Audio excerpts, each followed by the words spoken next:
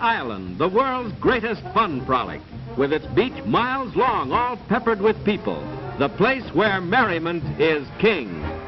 Coney Island and Sideshow and Freak Show is, for the most part, an outsider. It's an outsider way of being. The lady without a head. There are thin ones. There are fat ones. They're all inside. It came very close to being a dead art form. A sample of the marvelous freaks you'll see for the price of a small thin dime. You get the whole show now if you hurry, hurry, hurry. I would say it was probably around the 60s that Coney Island kind of started seeing a decline. I guess television became more popular, movies became more popular, people weren't going out to attractions as much. The neighborhood started to, go in a downturn. Watch the birdie, and presto, we have Down on the Farm right at Coney Island.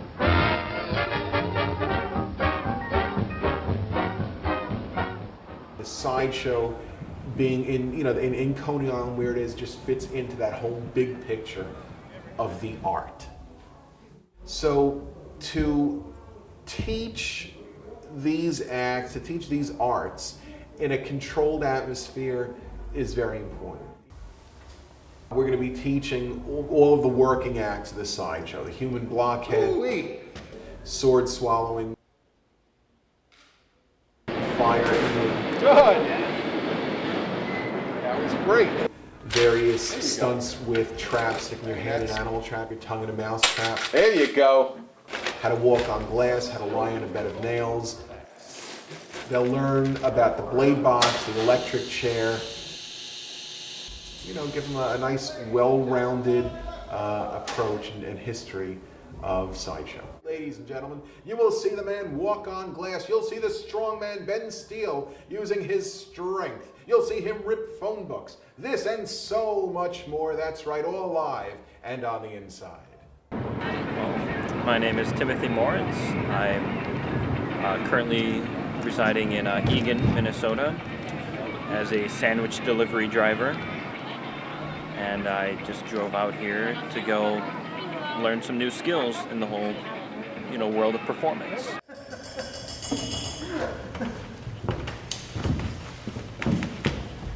You know what? You played with fire. You do it yourself. I'll do it myself. I don't know. You live life for the moment. I mean, if you don't do like crazy and exciting things, I feel I would probably regret that if I didn't do like crazy, adventurous things that'll possibly kill me. Who knows? But I get a thrill out of that, and I think it's fantastic. The fact that people can actually make a living off of that. So I think that's incredible. All right, you're up. Oh boy, I don't foresee a problem here. Well, you can always be surprised.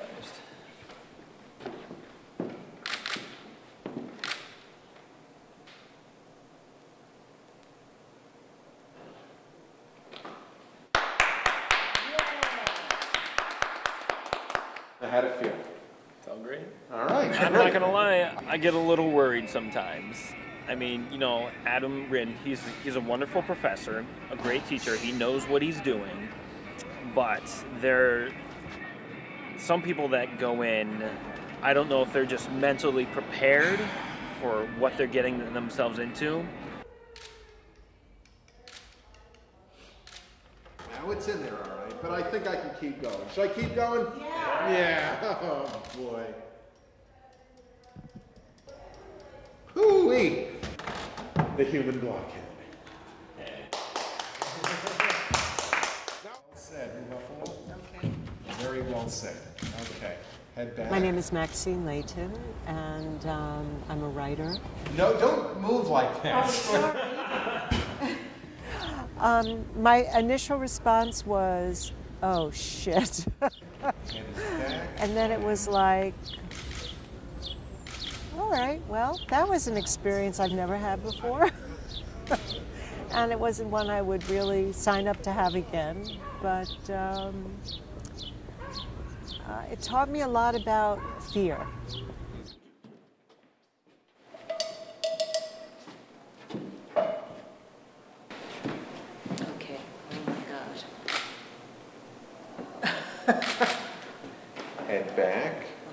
out, put it on the tongue. No, you breathed in. Do not breathe in. Okay. Thank you. I thought, wow, this is a hell of a way to die. I thought, oh my God, okay, what's the coroner going to say? She died breathing fire. That was my first thought because I really felt it in my lungs and it really hurt. You're just going to take your tongue and I'm going to touch it. Okay? Okay. When the fire gets too hot, put your tongue in your mouth and close your mouth. It's that easy. Ready? That easy, eh? Oh. That's it. Your head's going to be back. My name's Opal Kamansky. I'm from Charlottesville, Virginia.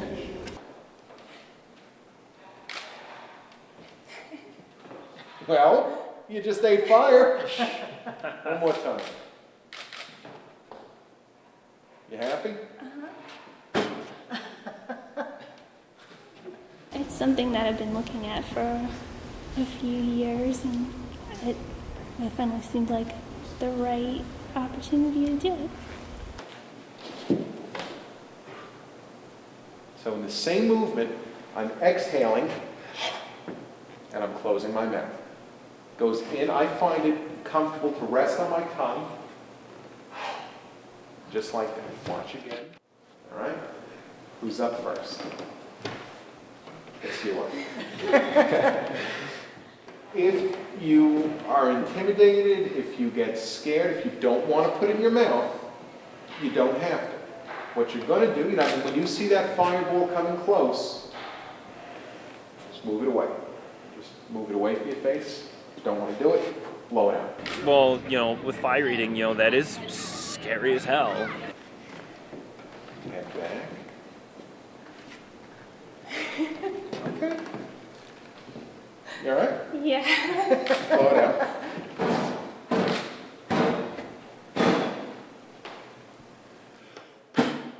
Who has asthma? She doesn't talk a whole lot. The people that are quietest concern me the most because you never know what's going on inside their head.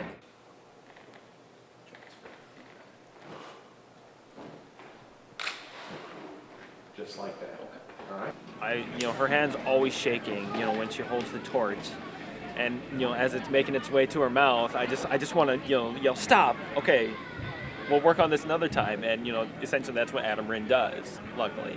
He stops them before something goes horribly wrong. Did it again. Yeah.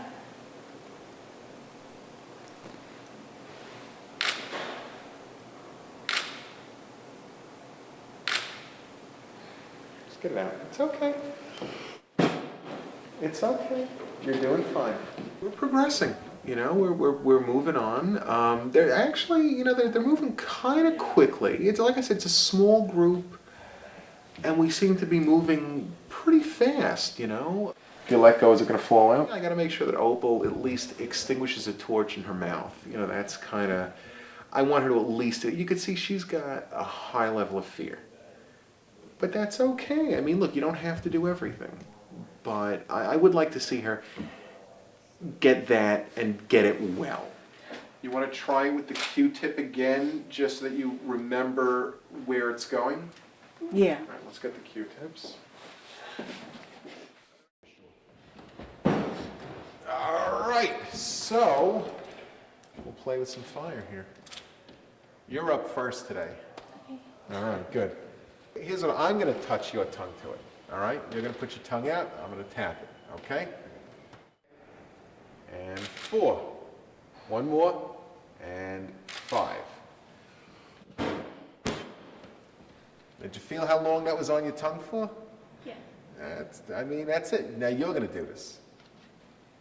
Nice and slow. When you rush is when people get hurt. There you go. 1. 2. You're going to give me 5. 3. That was perfect. 4. That one barely touched. I'm going to count that as 3.5. 4. Good. 5. And one more for good luck. Yeah. All right. That was great. Good. Now the next thing is we're going to get it in the mouth. All right? Take a break and work on you now.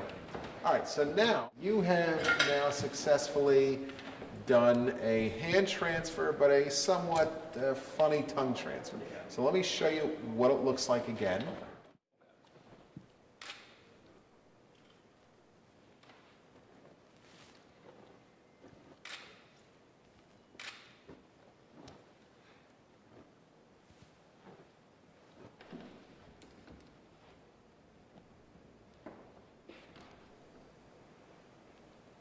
There you go.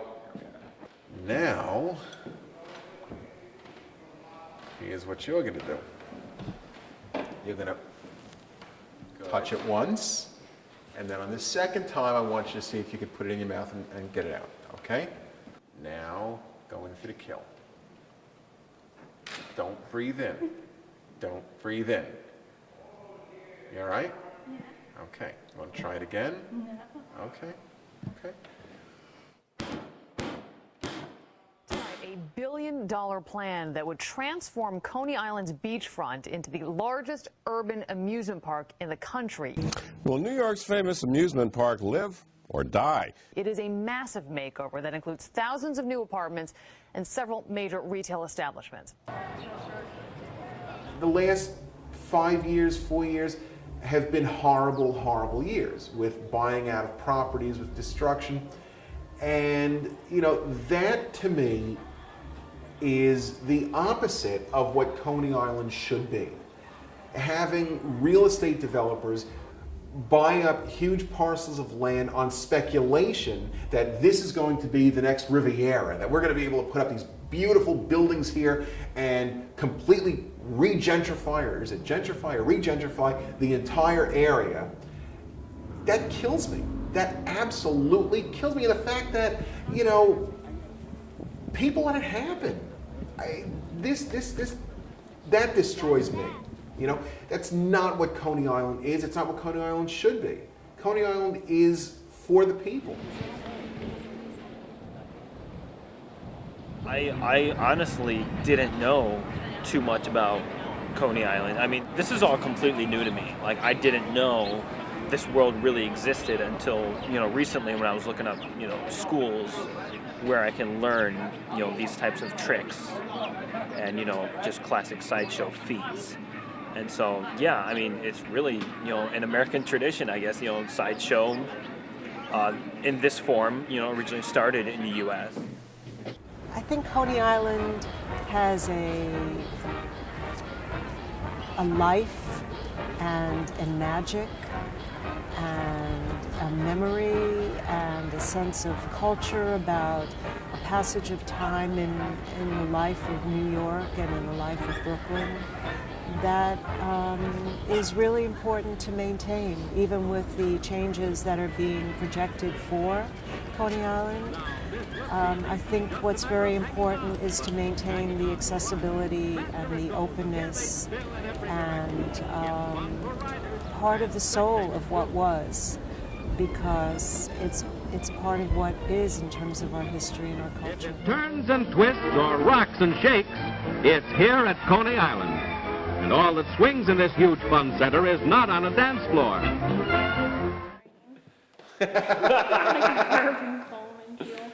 People kind of leave you alone then. Yeah, you'll definitely get a seat.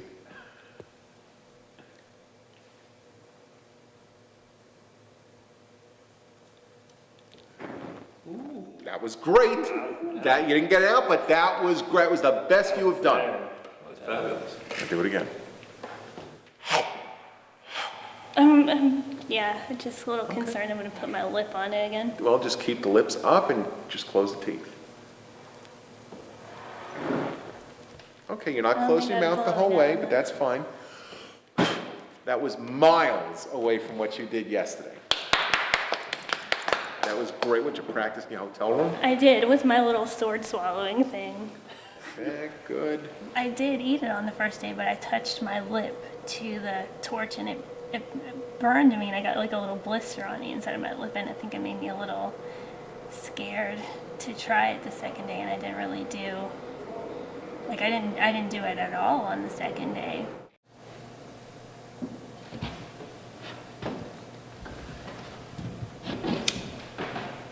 Same drill.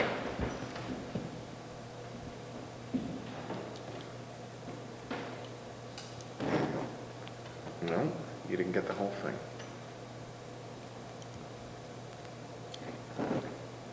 That time you did get the whole thing.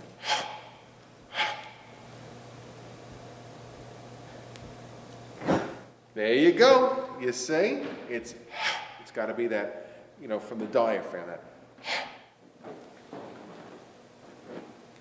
She was fantastic. I mean, you know, it's like a switch turned on overnight that just said, you know what, I'm going to do this, and she did it. I mean, damn it. She ate that fire today. It was terrific. It was great. I was so proud of her, you know, so happy for her, because she set out to do this. For whatever reason she set out to do it, she did it, she beat it, she accomplished it. Just like that. Up and away. This morning I just talked myself into it that I was going to be able to do it today, and so I just did it. Good. Now, touch that to your tongue and light that one. Yes! Very good. You got 2 torches in your hand. You got to eat them, or at least eat one. Yes! That's it. We're going to be around forever, hopefully making Coney Island, the neighborhood, as we know it, a year-round destination. Coney Island, a mecca by day, a glittering spectacle by night, the dynamic fun land of a nation.